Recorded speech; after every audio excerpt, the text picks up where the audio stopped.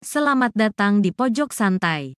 Sebelum Anda mendengarkan audiobook ini, kami menginformasikan bahwa channel ini adalah review audio dari buku yang ada di Indonesia. Untuk membaca keseluruhan buku ini, kami menyarankan membeli buku aslinya di toko buku kesayangan Anda, baik offline maupun online. Keberadaan channel ini dimaksudkan untuk membantu Anda mendapatkan pengetahuan dari buku-buku kesayangan Anda. Jangan lupa untuk subscribe, like, dan komen. Selamat datang di Pojok Santai, channel khusus yang membahas komik dan novel dengan cara asyik. Di saat Andika tengah mempelajari racun-racun yang dimiliki oleh Ratu Racun langsung oleh Ki Patigeni, tiba-tiba saja Ki Patigeni melihat sebuah tanda di langit di dalam hutan. Gerangan, tanda apakah itu? Yuk langsung saja disimak video kali ini. Tak ada 6 tarikan napas, mereka sudah tiba di tengah hutan. Daerah itu tidak begitu dipadati pohon jati besar yang berdiri angkuh menentang malam. Tidak seperti bagian lain dari hutan Watu Agung itu, bagian tengah hutan tampak tidak begitu rimbun. Itu sebabnya sinar bulan masih mampu sampai pada tanah berumput di bawah pepohonan. Kini pendekar Slebor dan Ki Patigeni menemukan tempat persembunyian. Dari segerombolan semak, Andika dan Ki Patigeni melihat seorang wanita berpakaian hitam sedang mengamuk. Di bawah terpaan sinar bulan, mayat-mayat tampak berserakan mengerikan. Dari 19 orang yang ada, hanya tinggal 5 orang masih kelimpungan menghadapi amukan wanita berpakaian hitam-hitam. Selebihnya telah kehilangan nyawa. Racun perontok raga, bisik Ki Patigeni tak sadar, manakala mata kelabunya melihat mayat yang berserakan. Kenapa Ki? Tanya Andika berbisik pula. Perhatikanlah mayat-mayat itu.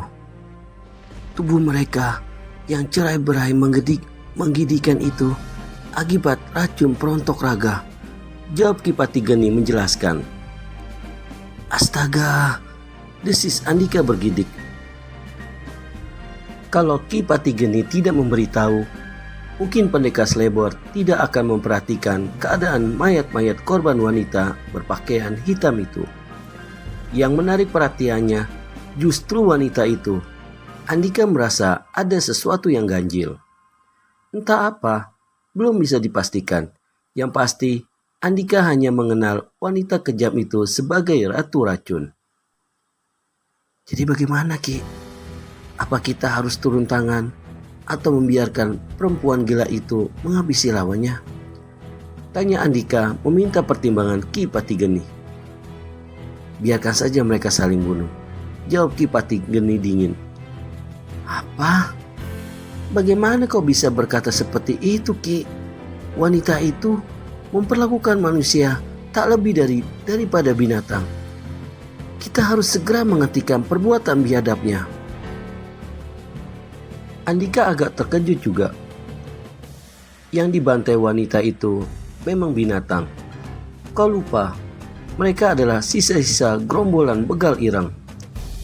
Tapi mereka tetap manusia Ki, serga Andika. Jangan dilupakan perbuatan mereka selama ini Andika.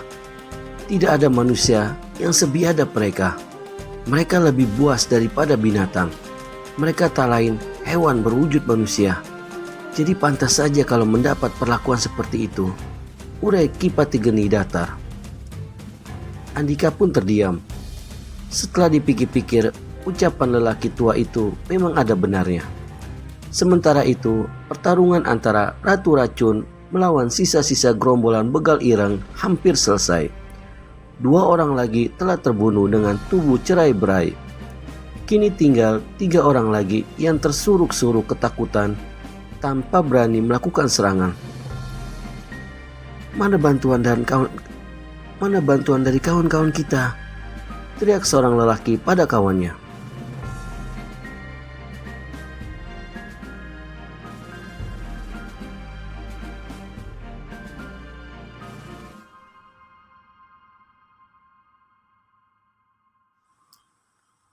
Aku sudah melepas isyarat panah api sejak tadi, tapi mereka belum juga datang. Jawab orang yang ditanya dengan suara tercekat. Kalaupun mereka datang juga, kita sudah akan menjadi mayat di tangan perempuan rese ini.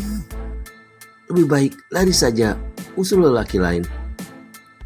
Maka mereka saling bertatapan sesaat, dengan tubuh terus beringsut ke belakang. Jelas, mereka tak ingin mati konyol. Apalagi, mati secara mengenaskan seperti kawan mereka yang lain akibat racun lawan. Ketiga orang itu semakin memperlebar jarak dengan wanita berpakaian hitam-hitam ini. Memang, wanita ini berdiri mematung bagai singa betina gurun yang mengintai mangsa. Dan seketika, ketiga lelaki tadi langsung berbalik, lalu lari tergesa-gesa. Kalian pikir akan diselamatkan iblis hutan ini? Suruh Ratu Racun dari belakang. Belum lagi mereka sempat menghilang di kegelapan malam, Ratu Racun tiba-tiba mengibaskan rambutnya yang panjang terurai. Zing! Zing!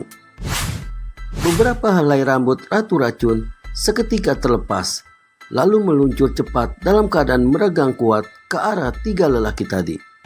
Naas bagi dua lelaki yang berlari ke arah utara. Kepala mereka langsung tertembus helai rambut Ratu Racun. Keduanya tak sempat menjerit, karena rambut Ratu Racun langsung menembus pusat wicara di otak. Beberapa saat mereka jatuh menggelepar-gelepar di tanah. Setelah itu, mati dengan seluruh otot di tubuh meregang kejang. Nasib mujur masih dimiliki lelaki yang berlari ke arah selatan. Ketika rambut beracun hampir menembus batok kepalanya, kakinya terantuk akar pohon yang tersembul hingga jatuh tersungkur. Srek, duk, cep. Sementara rambut beracun milik Ratu Racun menancap pada batang pohon di depannya. Sedangkan orang itu sendiri luput dari maut meski harus jungkir balik di tanah. Sambil mendelik dengan wajah tanpa darah, dia segera bangkit kembali. Lalu secepat kilat, dia buron tanpa ingin menoleh ke belakang. Hutan Watu Agung mendadak disergap kesunyian. Tak ada lagi jeritan kematian atau teriakan haus darah. Bahkan binatang melata pun seolah enggan memperdengarkan suaranya. Mungkin karena terkejut dengan keriuhan barusan, Ratu Racun masih berdiri tegak di tempatnya. Tak ada sedikit pun gerak yang dilakukan.